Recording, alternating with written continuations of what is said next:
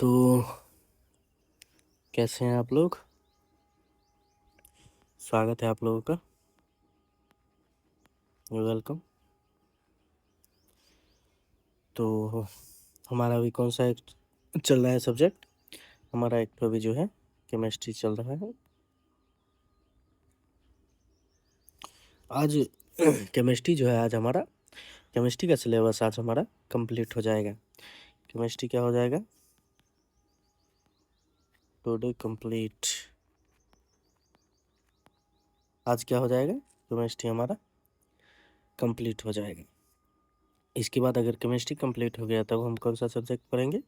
Chemistry के बाद हम अब बायोलॉजी पढ़ेंगे। क्या पढ़ेंगे बायोलॉजी पढ़ेंगे। केमिस्ट्री पढ़ने के बाद हम बायोलॉजी पढ़ेंगे।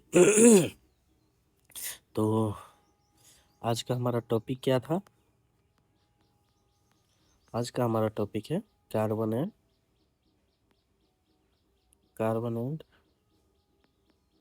Its compound. Carbon and its compound यानी कि कार्बन और उसके यौगिक। कार्बन एवं इसके यौगिक। कार्बन एवं इसके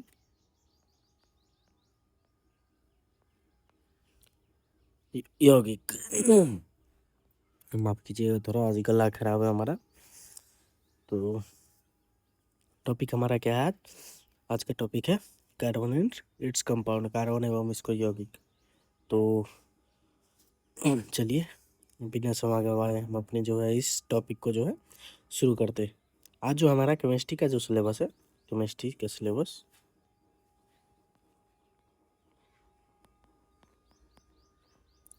केमिस्ट्री जो है हमारा आज कंप्लीट हो जाएगा। अगर हमारा केमिस्ट्री कंप्लीट हो गया तो आप लोगों का क्या काम का बच जाता है। केमिस्ट्री आप लोगों का जो है कंप्लीट हो गया। अब आपका काम बच जाता है रिवीजन। क्या बच जाता है आपका काम बच जाता है रिवीजन। उसके बाद फिर से आपका क्या बच जाता है काम PYQ। रिवीजन और PYQ। रिवीजन लगाइए उसके बाद PYQ कीजिए। आप किस एग्जाम का तैयारी कर रहे हैं उसका ही PYQ लगाए। आप अगर रेलवे का तैयारी कर रहे हैं तो आप रेलवे का जो है PYQ लगाइए। और अगर आप जो है SSC का तैयारी कर रहे हैं तो आप SSC का PYQ लगाइए। क्यों क्योंकि दोनों का जो है सिलेबस तो सेम है लेकिन कुछ क्वेश्चन जो पूछने का तरीका है दोनों का डिफरेंट है। क्यों अगर कहीं आप देखिएगा तो SSC में जो है बहुत कम साइंस पूछा जाता है। बहुत कम साइंस क्यों पूछा जाता है क्योंकि स्वाभाविक से बात है जो उसमें हमारा स्टैटिक जीके का ज़्यादा महत्व रहता है। लेकिन आप अगर रेलवे के एग्ज़ाम में चले आइए तो रेलवे एग्ज़ाम में जो है आपको साइंस ग्रुप डी में आइए तो उसमें तो सिलेबस में ही लिखा हुआ है जो 25 ठो साइंस हम पूछेंगे। टेक्नीशियन में चलाइए तो उसमें भी बोला गया जो 25 गो साइंस हम आपसे पूछेंगे। जेई के एग्ज़ाम में चले आइए तो उसमें भी आपको साइंस दिखाई देगा। NTPC दे दीजिए तो उसमें तो चलिए कुछ कम साइंस मिलेगा लेकिन उसमें भी साइंस पूछा जाता है।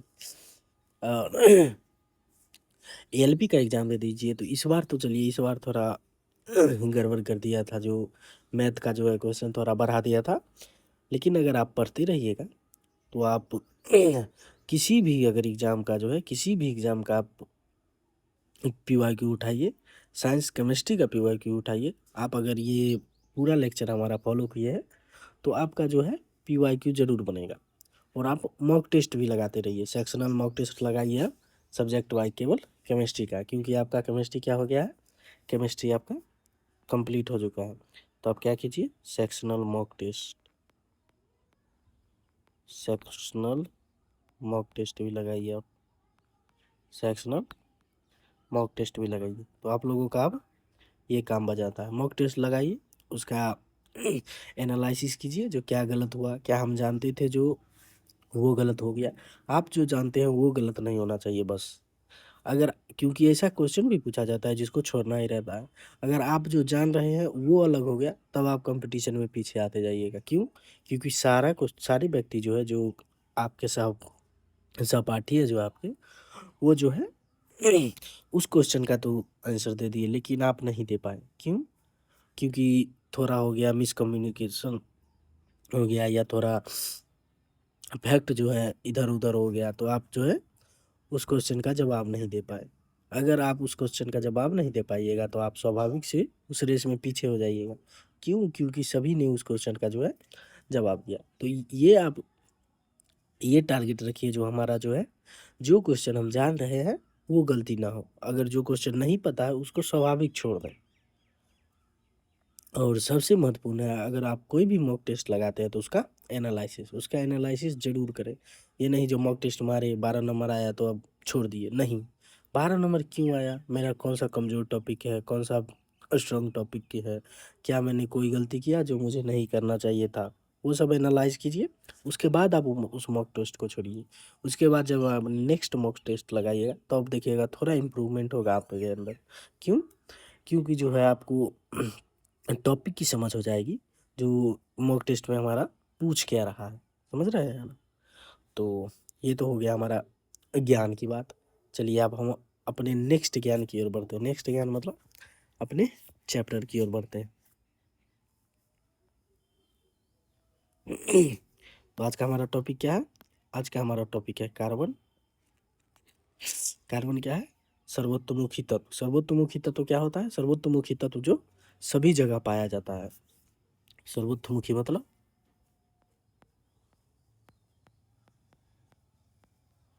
ऐसा तत्व जो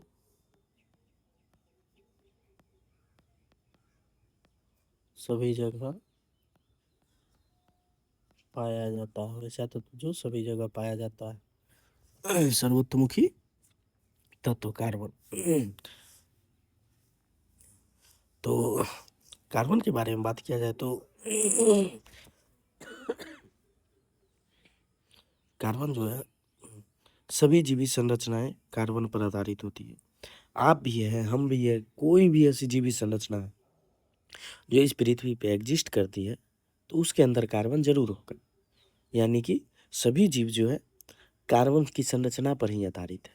आप किसी भी चीज़ का इस्तेमाल कर रहे हैं तो वो भी कार्बन से बना है। जैसे हो गया हमारा भोजन, हो गया कपड़ा, हो गया दवाई, हो गया ईंधन, हो गया, सब क्या है? सब हमारा क्या है? सब कार्बनिक यौगिक है। अगर ये सब चीज मतलब सभी जगह अगर ये हमारा कार्बन उपस्थित है तो कितना प्रतिशत उपस्थित है? पृथ्वी में कितना है, वायुमंडल में कितना है? तो देखिए, पृथ्वी की परपटी में जो है केवल 0.02% कार्बन है, जो कि खनिज के रूप में है, कोयला के रूप में है, पेट्रोलियम के रूप में है। पृथ्वी में कितना है? पृथ्वी में हमारा कार्बन 0.02% है। और वायुमंडल में जो है केवल 0.03% कार्बन है हमारा। वायुमंडल में कितना है कार्बन? 0.03% कार्बन वायुमंडल में है, वो भी कार्बन डाइऑक्साइड के रूप में। इसके किसमें? कार्बन डाइऑक्साइड कार्बन डाइऑक्साइड के रूप में जो है हमारा कार्बन उपस्थित है। इतनी कम मात्रा होने के बावजूद प्रकृति में कार्बन के असीमित यौगिक मौजूद है। देख लीजिए, बहुत अगर दोनों को जोड़ दीजिए तो कितना हो जाएगा? 0.05%। कितना हो जाएगा? 0.05% कार्बन जो है हमारा टोटल पृथ्वी और वायुमंडल में उपस्थित है। लेकिन इसके जो यौगिक है, यानी कि कार्बन से बने यौगिक बहुत ही असीमित मात्रा में। क्यों? क्योंकि कार्बन में एक महत्वपूर्ण गुण होता है, एक विशेष गुण होता है, वो इलेक्ट्रॉन साझा करने का गुण। तो वो किसी के भी साथ जो है इलेक्ट्रॉन साझा करके जो है नया तत्व बना सकता है। जिस कारण से जो है कार्बन की इतनी कम मात्रा होने के बावजूद भी जो है प्रकृति में कार्बन के असीमित तत्व या असीमित यौगिक जो है मौजूद है। देख लीजिए, कार्बन के दो महत्वपूर्ण गुण है। पहला है श्रृंखला, यानी कि कार्बन जो है श्रृंखला बना लेता है। श्रृंखला मतलब क्या होता है? देख लीजिए, एक कार्बन ये हो गया, दूसरा कार्बन से जुड़ गया, तीसरा से जुड़ गया, चौथा से जुड़ गया, पांचवा से जुड़ गया, छठा से जुड़ गया। इसी प्रकार होता है हमारा श्रृंखलन का गुण होता है। यानी कि कार्बन क्या होता है? कार्बन श्रृंखला में जो है जुड़ते चला जाता है। उसी प्रकार एक हमारा उसका गुण है चतुसंयोजकता। क्या है उसका? चतुसंयोजकता क्या होता है? संयोजकता मैंने आपको पिछली लेक्चर में बताया, जो बाहरी कक्षा में उपस्थित इलेक्ट्रॉन की संख्या, बाहरी कक्षा में उपस्थित इलेक्ट्रॉन की संख्या हमारा क्या होता है, संयोजकता होता है। तो कार्बन के बाहरी कक्षा में कितने इलेक्ट्रॉन है, 4 इलेक्ट्रॉन है। तो कार्बन क्या कर सकता है, अष्टक उसको पूरा करना पड़ता है। कार्बन किसी भी तत्व को क्या पूरा करना पड़ता है, अष्टक पूरा करना पड़ता है। इसीलिए कार्बन क्या करेगा, कार्बन जो है या तो 4 यौगिक ग्रहण करेगा, लेकिन 4 यौगिक ग्रहण तो कर नहीं सकता, क्योंकि ऐसा अगर कोई तत्व अपना 4 यौगिक उसको दे दे तो वो तो फिर अनस्टेबल हो जाएगा। तो एक और ये उपाय है, जो कार्बन अपना ही यौगिक उसको दे दे, तो नहीं दे सकता। कार्बन अपना यौगिक भी उसको नहीं दे सकता। क्यों नहीं दे सकता, क्योंकि उसको यौगिक देने में जो है बहुत अधिक मात्रा में ऊर्जा खपत होगी, जिस कारण से कार्बन जो है अपना आयन भी उसको नहीं दे पाते। तो इससे इस दोनों अगर न तो दे सकता है न ले सकता है, तब एक हमारा जो है कौन सा मार्ग बच जाता है, हमारा मार्ग बच जाता है साझेदारी का। क्या बच जाता है, साझेदारी का। तो कार्बन क्या करता है, हमारा 4 यौगिक जो है वो साझा कर लेता है। तो वही हमारा क्या होता है, वही हमारा होता है चतुसंयोजकता। यानी कि कार्बन के कितने संयोजी इलेक्ट्रॉन है, 4 ही संयोजी इलेक्ट्रॉन है। वो क्या करता है, अन्य तो यौगिक से क्या करता है, हमारा अन्य यौगिक से वही 4 संयोजकता से जो है साझा करता है। अन्य यौगिक से जो है वही 4 संयोजकता अपना क्या करता है, साझा करता है। तो कार्बन की यही 2 गुण है, पहला है श्रृंखला और दूसरा है चतुसंयोजकता। अगर बात किया जाए, जो संयोजकता तो है, लेकिन उसमें आबंध कैसा होगा, तो कार्बन में आबंधन, ससंयोजी आबंधन, जैसे कि मैंने आप लोगों को बताया, जो ससंयोजी आबंधन क्या होता है, किसी के साथ जो है सहयोग करके जो है अपना बॉन्ड बनाना। ये ऐसा होता है, 3 चीज इसमें होता है। कितना होता है, आबंध 3 प्रकार से बनता है। कितना, 3 प्रकार से आबंध बनता है। फर्स्ट हो गया हमारा इलेक्ट्रॉन त्याग करके, इलेक्ट्रॉन त्याग करके। दूसरा हो गया हमारा इलेक्ट्रॉन लेकर। और तीसरा हमारा क्या हो गया, तीसरा हो गया इलेक्ट्रॉन साझा करके। तो हमारा कार्बन जो है, कार्बन न तो जो है, कार्बन न तो इलेक्ट्रॉन जो है ग्रहण कर सकता है, न सॉरी इलेक्ट्रॉन न तो गेन कर सकता है, यानी कि त्याग सकता है, और न ही इलेक्ट्रॉन ले सकता है किसी से। तो हमारा कार्बन क्या करेगा, तीसरे प्रकार का बंध बनाएगा। तीसरे प्रकार का बंध कैसा बंध, इलेक्ट्रॉन साझा करेगा। क्या करेगा, इलेक्ट्रॉन साझा करेगा। तो वही हमारा स्वसंयोजी बंध होता है। स्वसंयोजी बंध क्या होता है, 2 तत्वों के बीच इलेक्ट्रॉन का साझा करके बॉन्ड बनाना। 2 तत्वों के बीच इलेक्ट्रॉन का साझा करके क्या करना, बॉन्ड बनाना, वो क्या होता है, हमारा स्वसंयोजी बंध होता है। तो देख लीजिए, यहाँ कार्बन की प्रकृति के बारे में पहले बोला गया है। कार्बन की प्रकृति कैसी होती है, तो कार्बन की परमाणु संख्या कितनी होती है, 6 होती है। आप पीरियोडिक टेबल जो एक बार सरसरी निगाह से देख लीजिएगा, तो 20-30 तक आप अपना परमाणु संख्या याद कर लीजिए, वही से आपका काम हो जाएगा। उससे ज़्यादा आपको जाने की कोई ज़रूरत नहीं है। तो कार्बन की परमाणु संख्या क्या होती है, कार्बन की परमाणु संख्या होती है 6 होती है। इसका इलेक्ट्रॉनिक विन्यास क्या होता है, इलेक्ट्रॉनिक विन्यास 2-4 होता है। मैंने आपको कल क्या बताया था, मैंने आप लोगों को बताया था, जो पहली कक्षा में 2, दूसरी कक्षा में 8, तीसरी कक्षा में 18, इसी प्रकार जो हमारा इलेक्ट्रॉन भरा जाएगा। तो पहली कक्षा, इसकी इलेक्ट्रॉनिक संख्या कितनी है, 6। तो पहली कक्षा में तो 2 इलेक्ट्रॉन आ गया, लेकिन दूसरी कक्षा में 8 इलेक्ट्रॉन आ पाएगा नहीं, क्योंकि इसके अंदर तो अब 8 इलेक्ट्रॉन बचा ही नहीं। अब बचा कितना, 2 भर दिया, बचा 4। तो हमारा क्या हो गया, 2 और 4। तो इसकी संयोजकता क्या हो जाएगी, संयोजकता 4 हो जाएगी। क्यों, क्योंकि इसके बाह्य कोश में कितना इलेक्ट्रॉन है, बाह्य कोश में 4 इलेक्ट्रॉन है, और इसको अष्टक पूरा करने के लिए 4 इलेक्ट्रॉन और चाहिए। तो यहाँ देख लीजिए क्या बोल रहा है, जो इलेक्ट्रॉन न तो 4 इलेक्ट्रॉन दे सकता है, C4+ नहीं हो सकता, और ना ही ले सकता है। तो इसका, चलिए, तो क्वेश्चन हो गया जो इसका, अगर कार्बन जो है इलेक्ट्रॉन दे भी नहीं सकता, इलेक्ट्रॉन ले भी नहीं सकता, तो उसका समाधान क्या होगा। तो उसका समाधान है, जो अन्य परमाणुओं के साथ इलेक्ट्रॉन की क्या करता है, इलेक्ट्रॉन साझा करता है। तो यही तो हमारा है सहसंयोजी बंध। किसी के साथ इलेक्ट्रॉन का साझा करना क्या होता है, हमारा सहसंयोजी आबंध होता है। तो चलिए देख लेते हैं अब हम सहसंयोजी आबंध क्या है, कोवैलेंट बॉन्ड क्या होता है। तो क्या है, दो परमाणुओं के बीच इलेक्ट्रॉन युग्म साझा करने से बनने वाला आबंध ससंयोजी आबंध कहलाता है। दो परमाणुओं के बीच इलेक्ट्रॉन साझा करके बना आबंध क्या होता है हमारा, ससंयोजी आबंध होता है। इन यौगिकों के गलनांक और क्वथनांक कम होते हैं। गलनांक और क्वथनांक क्या होते हैं, कम होते हैं। क्यों, क्योंकि इसके अंदर जो बॉन्ड जो बनता है, इसके अंदर आबंध जो बनता है वो तो मजबूत होता है, लेकिन इसके अंदर का बल जो होता है, बल बहुत ही कमजोर होता है। इसको पकड़ने वाला बल बहुत क्या होता है, कमजोर होता है। अगर कोई भी कमजोर बल है तो उसको बहुत कम उष्मा दे के भी आप क्या कर सकते हो, उसको तोड़ सकते हैं। बहुत कम उष्मा देंगे तब भी वो क्या हो जाएगा, टूट जाएगा। और बहुत कम जो है आप अगर टेम्परेचर रखेंगे तब आप तुरंत ही वो क्या हो जाएगा, जम भी जाएगा।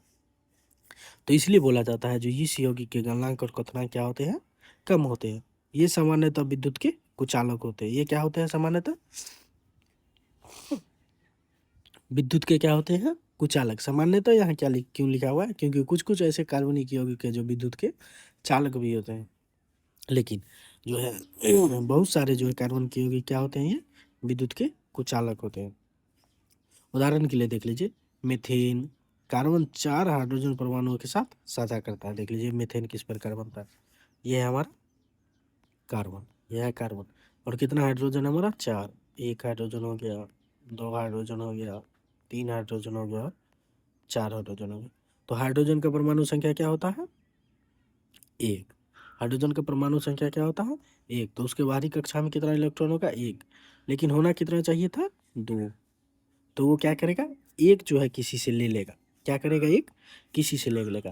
तो इसके बगल में कौन है, कार्बन। कार्बन के कितना परमाणु होते हैं, कार्बन के अंदर जो है परमाणु की संख्या क्या होती है, बाह्य कक्षा में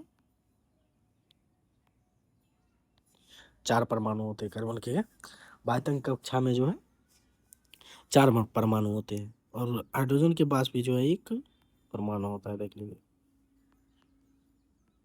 एक एक क्या होता है बाह्यतम कक्षा में एक एक इलेक्ट्रॉन होता है। तो अब बोलेगा ए भाई, हाइड्रोजन बोलेगा कार्बन भैया हमको ये दोनों दे ना दीजिए। तो ये बोलेगा ए भाई भाई हम कैसे देंगे, हमको तो खुद 8 पूरना है भाई, तो हम आपको कैसे दे सकते हैं, हम देंगे तो हम खुद 6 हो जाएंगे, 3 हो जाएंगे, लेकिन हमको तो पूर्णा 8 है। तो बोलेगा भैया तो हम भी तो आपको नहीं दे सकते। कार्बन बोलेगा जो हमको ही दे दो भाई, 8 को हम पुर जाएंगे। तो बोलेगा नहीं भैया ना, हम आपको दे सकते हैं। क्यों, क्योंकि अगर हम देंगे तो हमारा तो अस्तित्व ही खत्म हो जाएगा, क्योंकि हमारे पास तो एक ही इलेक्ट्रॉन है। तब कार्बन बोलेगा चलो भाई, दोनों भाई अपना साझेदारी करते हैं और बढ़िया से एकदम स्टेबल होके रहते हैं। देखिए तब क्या करेगा ये कार्बन जो है अपना